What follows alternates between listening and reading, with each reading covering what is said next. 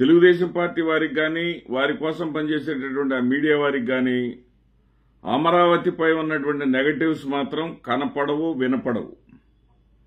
ఏదైనా సరే, ఎక్కడైనా సరే అమరావతి గురించి ఏదైనా నెగటివ్ వార్తలు వచ్చినా వారు అసలు పట్టించుకోరు. పొంగులేటి శ్రీనివాసరెడ్డి మరి తెలంగాణ మంత్రి, ఆయన ఏమన్నారంటే హైదరాబాద్ నుంచి, తెలంగాణ నుంచి పరిశ్రమలు అమరావతికి తరలిపోతున్నాయి అని ఈ పచ్చ మీడియా చేసినటువంటి ప్రచారానికి ఖండన ఇస్తూ అమరావతి లాంటి ముంపు ప్రాంతానికి వచ్చేవాళ్లే లేరు, ఇవన్నీ ప్రచారం తప్ప వాస్తవం లేదు, మొన్న వరదల్లో చూశారు ఆ ప్రాంతం ముంపు ప్రాంతం అని చెప్పేసి, కొత్తగా పరిశ్రమలు వచ్చే సంగతి దేవుడెరుగు, అసలు అక్కడ రియల్ ఎస్టేట్ కూడా వరదల తర్వాత పడిపోయింది అని ఉన్న నిజాన్ని కుండబద్దలు కొట్టినట్టు చెప్పారు పొంగులేటి శ్రీనివాసరెడ్డి గారు. ఆ శ్రీనివాసరెడ్డి చెప్పిన తర్వాత కిమ్మనకుండా ఉండిపోయింది పచ్చ మీడియా కానీ, మరి తెలుగుదేశం పార్టీ వాళ్ళు కానీ ఎక్కడ ఏమీ మాట్లాడలేరు. మరి పుండు మీద కారం చల్లినట్లుగా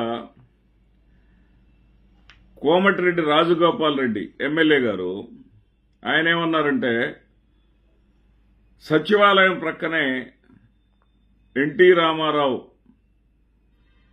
స్మారక చిహ్నం ఉంది, ఆ ఎన్టీ రామారావు గారి ఆ యొక్క ఎస్టేట్ని కూడా అక్కడ తొలగించి సచివాలయాన్ని విస్తరించాల్సి ఉంది అని. తెలుగుదేశం పార్టీ వ్యవస్థాపకుడు ఆయన.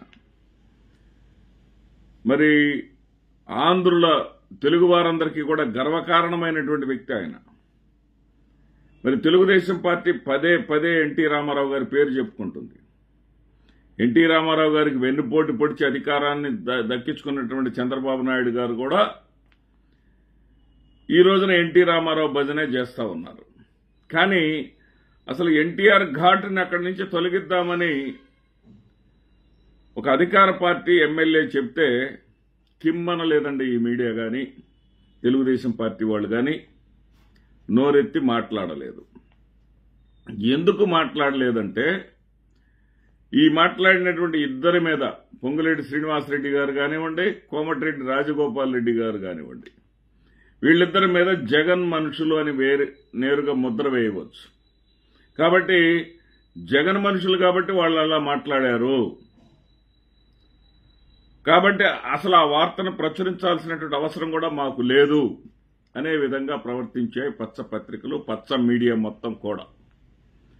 ఎందుకు దానికి ఖండనలు కానీ స్పందనలు కానీ ఇవ్వలేదంటే ఎన్టీ రామారావు గారి ఘాటును తొలగించాలన్నా, మరి అమరావతి ఏముంది అక్కడ ముంపు తప్ప అమరావతిలో ఏముంది, ఏదైనా సరే ప్రాజెక్టులు వస్తే హైదరాబాద్కు వస్తాయి, లేకపోతే బెంగళూరుకి వెళ్తాయి, కానీ అమరావతికి ఎందుకు వెళ్తాయి అని చెప్పేసి ఆయన మాట్లాడినా కానీ నోరు మెదపకపోవడానికి కారణం ఏంటంటే ఈ ఇద్దరు నాయకులనైతే జగన్మోహన్ రెడ్డి గారికి అంటగట్టవచ్చు.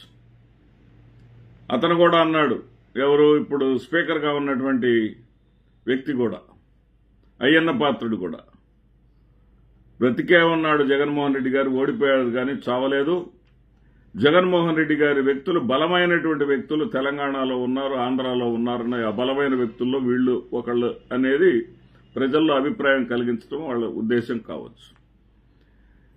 కానీ దీని మీద వీళ్ళు ప్రతి విమర్శలు చేశారనుకోండి, జగన్మోహన్ ఈ ప్రతి విమర్శలకి సమాధానం చెప్పాల్సినటువంటి స్థితిని తెలంగాణ ముఖ్యమంత్రి రేవంత్ రెడ్డి, ఎందుకంటే రేవంత్ రెడ్డి అనేటటువంటి వ్యక్తి ఆయనే స్వయంగా చెప్పుకున్నాడు, నాకు రాజకీయ గురువు, రాజకీయంగా దైవంతో సమానం చంద్రబాబు నాయుడు గారు అని చెప్పుకున్నాడు రేవంత్ రెడ్డి.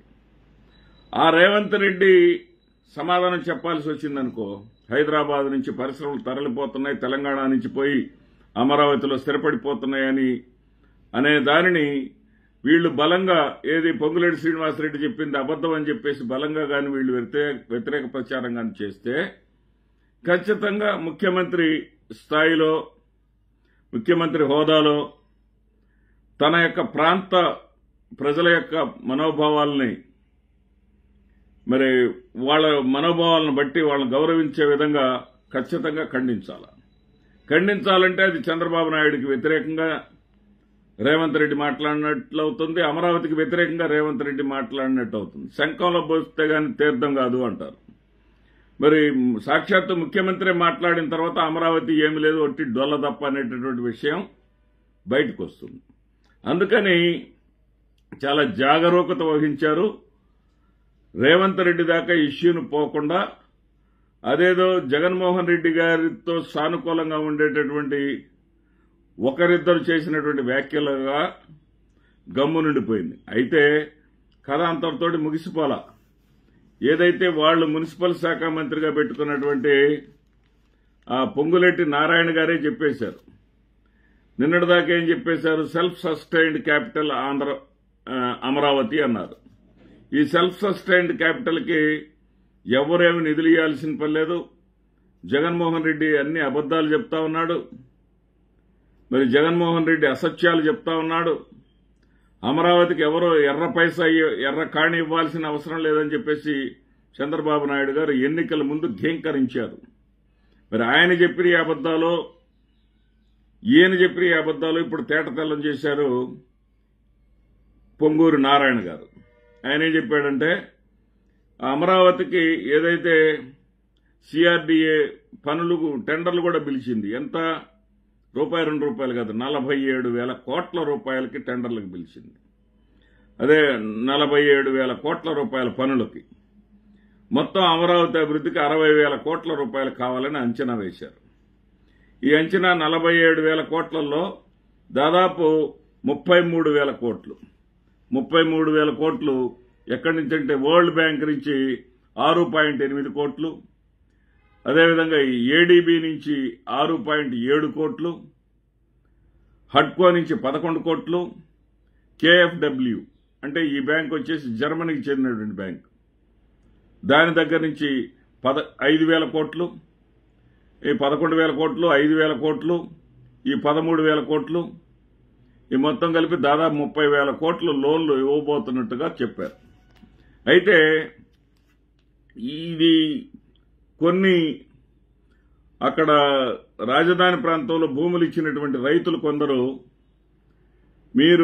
మీకు జగన్మోహన్ రెడ్డి గారికి ఏమీ తేడా లేదు, మీరు ఆ పనులు ప్రారంభం ఈ పనులు ప్రారంభం అని అంటా ఉన్నారు. మాకు ఇస్తున్నటువంటి కవులే కాదు, మీ ప్రాజెక్టు పనులు ఏదైతే ఒక దానికి మొదలు పెడతారో పనులు మొదలు పెట్టినప్పుడు ఆ పనుల్లో మాకు కూడా వాటా ఇవ్వాలి. ఎందుకంటే అప్పుడే చెప్పుకున్నాం మనం, అమరావతి రైతులు చేసింది త్యాగం కాదు, అమరావతి రైతులు చేసింది. అమరావతి రైతులను చంద్రబాబు నాయుడు గారు ఆ విధంగా ఆశ పెట్టారు. మట్టి అన్నాళ్లు పిసుక్కుంటారు మీరు అంటూ వాళ్ళకి అరచేతిలో వైకుంఠం చూపించి మీ ప్రాంతాన్ని మొత్తాన్ని కూడా ఆకాశ హార్మ్యాలు చేస్తానన్నటువంటి అతని మాటలు నమ్మి ఇచ్చారు. ఇప్పుడు వీళ్ళేం చేస్తున్నారు? అదే పట్టుకున్నారు. మాకు ఈ కవుళ్ళు ఇవ్వటం కాదు, మీరు కట్టే వాటిలో మాకు వాటాలు ఇవ్వాలి, ఏదైతే మా భూములు కోల్పోతే 3 రెట్లు ఎట్లా అయితే ఇస్తున్నారో అదేవిధంగా మాకు ప్రభుత్వానికి చెందినటువంటి వాటిలో అంత ఇవ్వాలి ఇంత ఇవ్వాలని చెప్తే వాళ్ళకి చెప్పేటటువంటి సమాధానంలో ఈయన దొరికిపోయాడు. నిన్నటిదాకా సెల్ఫ్ సస్టైన్డ్ అన్నటువంటి దాన్ని ఈ పొంగూరు నారాయణ గారు ఏం చెప్పారంటే, నిర్మాణాలన్నీ పూర్తి చేస్తాం, నిర్మాణాలన్నీ పూర్తి చేసి ప్రభుత్వ వినియోగానికి అవసరమైనటువంటి భూములు పోగా మిగిలిన భూములను అమ్మేసి అప్పులు చెల్లిస్తామన్నారు. అంటే నిన్నటిదాకా ఏం చెప్పారు? కేంద్ర ప్రభుత్వం ఇస్తున్న గ్రాంట్ అన్నారు. ఏది ఏడీబీ నుంచి వరల్డ్ బ్యాంక్ ద్వారా వచ్చినటువంటి డబ్బులు మనమేం కట్టాల్సిన పని లేదు, ఆంధ్రప్రదేశ్ రాష్ట్రానికి సంబంధమే లేదు, మనకేం అవసరం లేదన్నారు.